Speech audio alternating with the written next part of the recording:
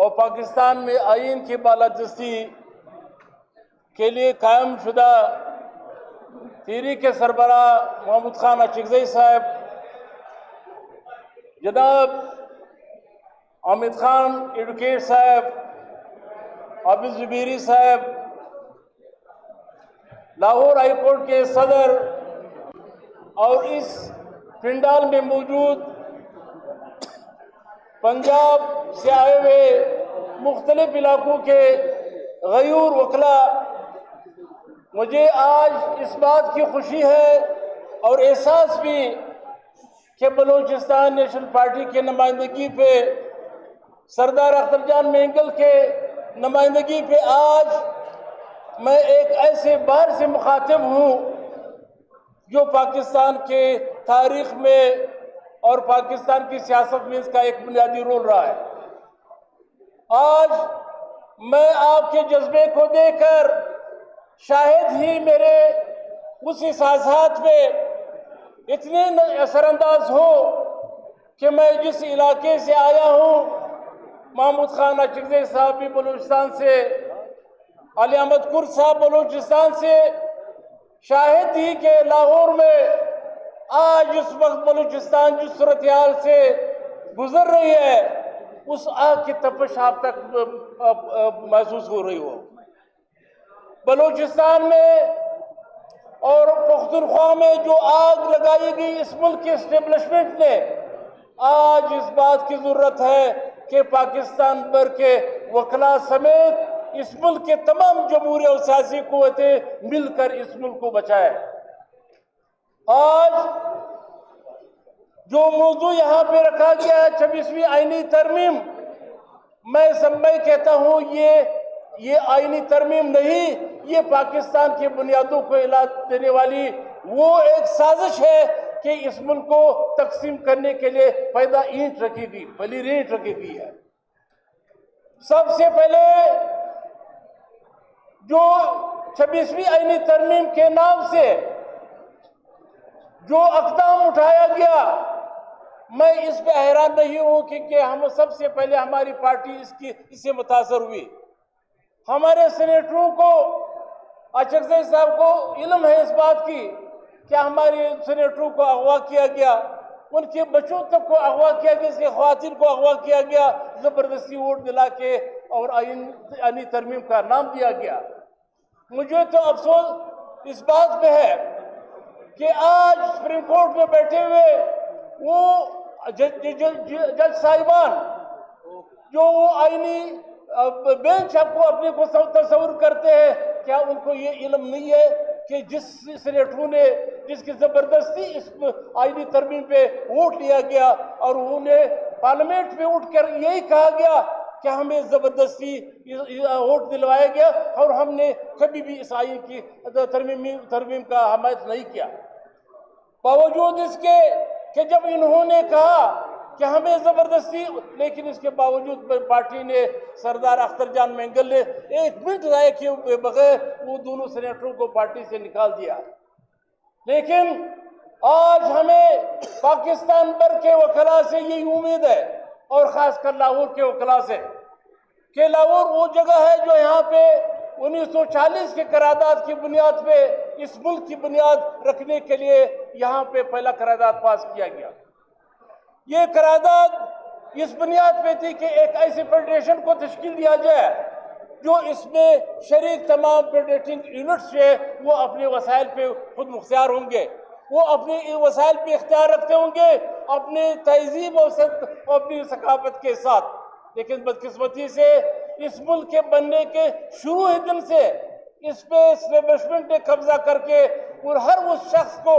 اس ملک کا غدار ٹھہرایا جو عوام کے نمائندہ تھے، جو عوام کی بات کرتے یا جو اپنے وسائل کی بات کرتے۔ اس ملک کے مقتدر قوتوں کو، اس ملک کے جنرلوں کو ہمیشہ ہماری قیادت نے، چاہے وہ سردار عطا اللہ مینگل کی شکل میں ہو، نواب شہید اکبر خان بگٹی کی شکل میں ہو، خان شہید ضبط خان اچکزئی کی شکل میں ہو یا بادشاہ خان، وہ یہ سمجھاتے رہے کہ اگر اس ملک کو چلانا ہے تو جمہوری اصولوں کی بنیاد پہ چلانا ہوگا۔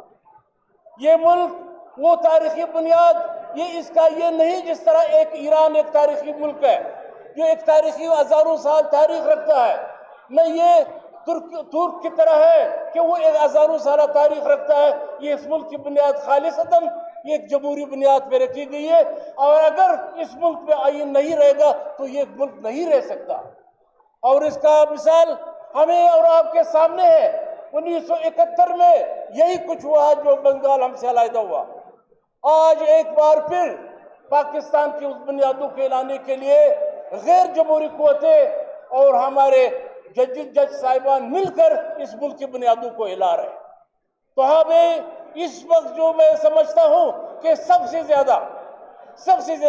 ذمہ داری جو پاکستان میں یہ جو ہمارے باشعور طبقہ ہے وکلا ہے اس پہ عائد ہوتی ہے کہ وہ اٹھ کے آج کم از کم میں لاہور کے وکلا سے یہی توقع رکھوں گا کہ وہ آج پوچھے، یہ حکمرانوں کے گریبان میں ہاتھ ڈال کے بلوچستان کے لوگوں کے ساتھ اظہار یکجہتی پہ یہ بات کرے کہ بلوچستان کے ہزاروں نوجوانوں کو لاپتہ کر کے ان کے لاشیں جس طرح پھینکی جا رہی ہے، یہ کس آئین کے تحت ہے اور کس کی خدمت کی جا رہی ہے۔ آج ان کو یہ پوچھنا ہوگا کہ بلوچستان میں وہ بچوں کو نوجوانوں کو لاپتہ کر کے اس کے لاشوں پہ جو پاکستان زندہ باد لکھ کے کس سے یہ توقع کی جا رہی ہے کہ وہ پاکستان کے ساتھ اس طرح رہیں گے۔ تو میں سمجھتا ہوں کہ آج سے پہلے جو ہماری قیادت جو ہمیشہ یہ کہتے رہے ہیں کہ خدا را اس ملک کو آئین کے تحت چلا، اس ملک کو اگر چلانا ہے تو جمہوری اصولوں کے تحت چلانا ہوگا، نہیں تو یہ ملک جو ہے یہ نہیں چلے گا۔ اور آج بلوچستان میں علی احمد قر صاحب یہاں تشریف رکھتے ہیں، محمود خان صاحب تشریف رکھتے ہیں کہ آج 90% بلوچستان کے نوجوان اس بات سے متنفر ہو چکے ہیں کہ یہ آئین اور پاکستان یہ ہمیں تحفظ نہیں دے سکتے۔ آج اس نے وہ راستہ اختیار کیا جو جہاں اس کو وہ نہیں جانا چاہیے تھا،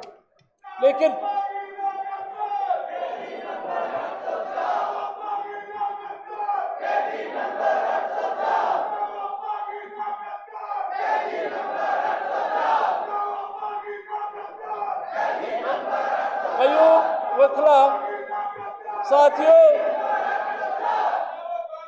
ساتھیوں میں اپنی بات کو مختصر کرتے ہوئے کیونکہ